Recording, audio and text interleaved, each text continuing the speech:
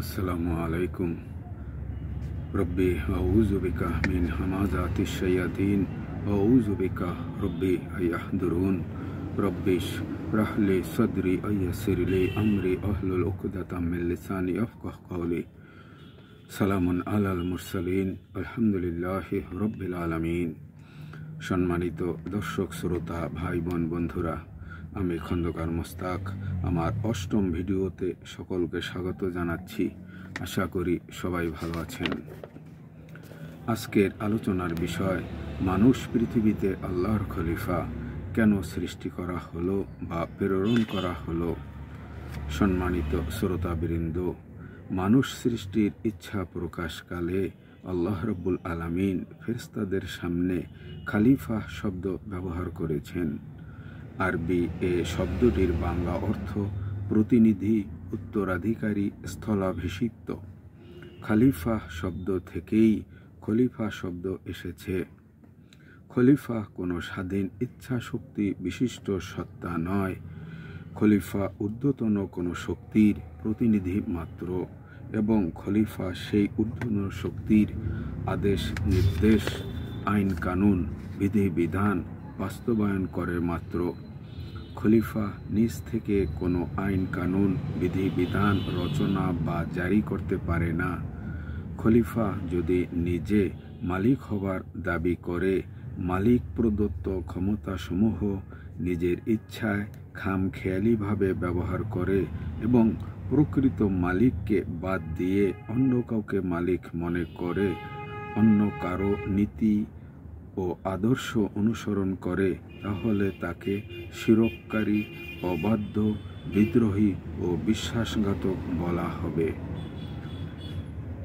মানুষ সৃষ্টির পূর্বেই আল্লাহ রাব্বুল আলামিন বিষয়টি স্পষ্ট করে দিয়েছেন যে মানুষ শুধুমাত্র খলিফা, তারা নিজে সার্বভৌম ক্ষমতার অধিকারী নয়।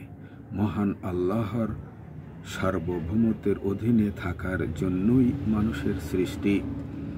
সম্মানিত শ্রোতাবৃন্দ, কোরআনকে যদি প্রশ্ন করা হয় কেন মানুষ সৃষ্টি করা হয়েছে, কোরআন উত্তর দিবে, মানুষকে যেহেতু আল্লাহ রাব্বুল আলামিন নিজের খলিফা হিসাবে পৃথিবীতে প্রেরণ করেছেন, সেহেতু কে মহান আল্লাহ প্রদত্ত বিধিবিধান, আদেশ নির্দেশ অনুসারে পৃথিবীতে জীবন পরিচালনা করে তা পরীক্ষা করার জন্য।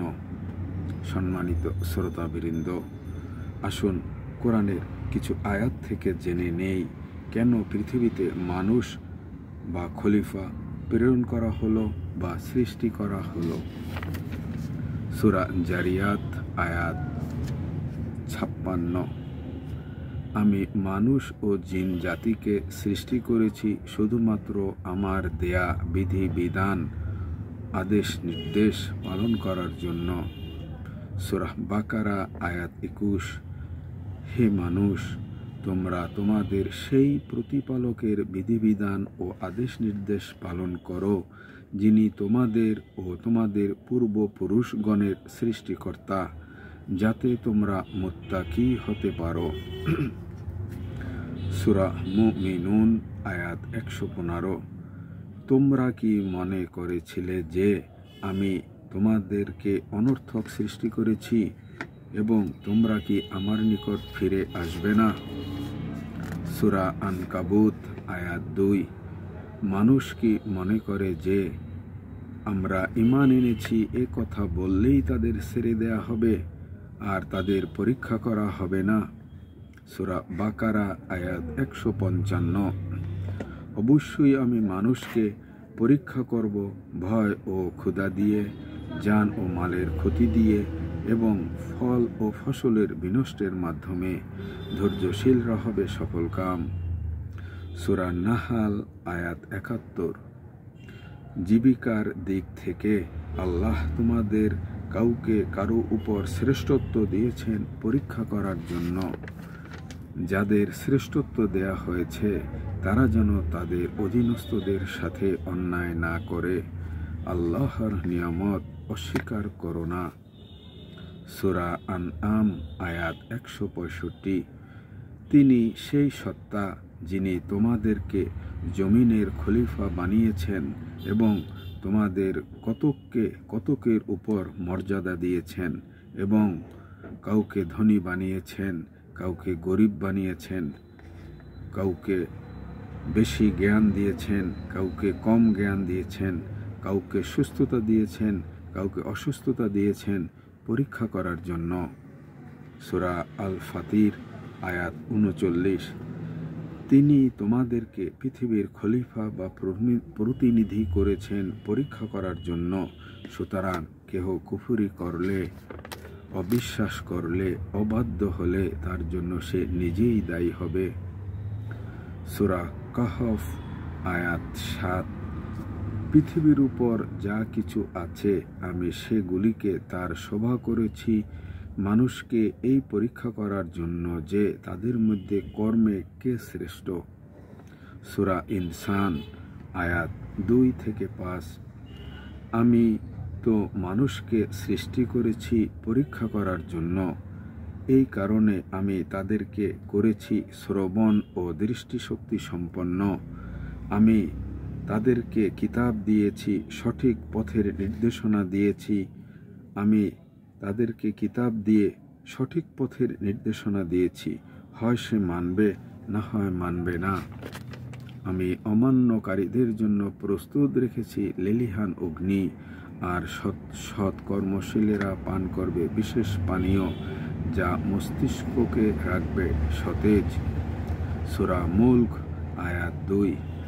আমি মানুষকে সৃষ্টি করেছি জীবন ও মৃত্যু দিয়ে পরীক্ষা করার জন্য যে তাদের মধ্যে কে ভালো কাজ করে, কে সৎ কাজ করে। সম্মানিত শ্রোতাবৃন্দ, মানুষকে আল্লাহ রাব্বুল আলামিন তার খলিফা বা প্রতিনিধি হিসাবে একটি নির্দিষ্ট সময়ের জন্য এই পৃথিবীতে পাঠিয়েছেন পরীক্ষা করার জন্য। এই পৃথিবী হলো পরীক্ষা কেন্দ্র।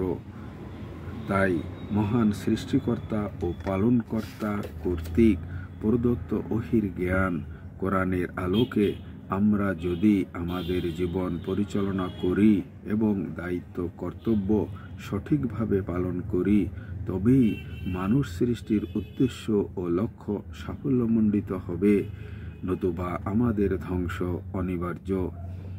পরিশেষে আসুন আমরা সবাই পবিত্র কোরআনের উল্লেখিত সহজ সরল সুস্পষ্ট আয়াতগুলি নিয়ে একটু গভীরভাবে চিন্তা করি এবং পরকালে ভালো ফলাফলের জন্য এখনই প্রস্তুত হই। হে আমাদের প্রতিপালক, আমাদিগকে দুনিয়া ও আখিরাতের কল্যাণ দান করুন এবং জাহান্নামের আযাব থেকে রক্ষা করুন। আমিন।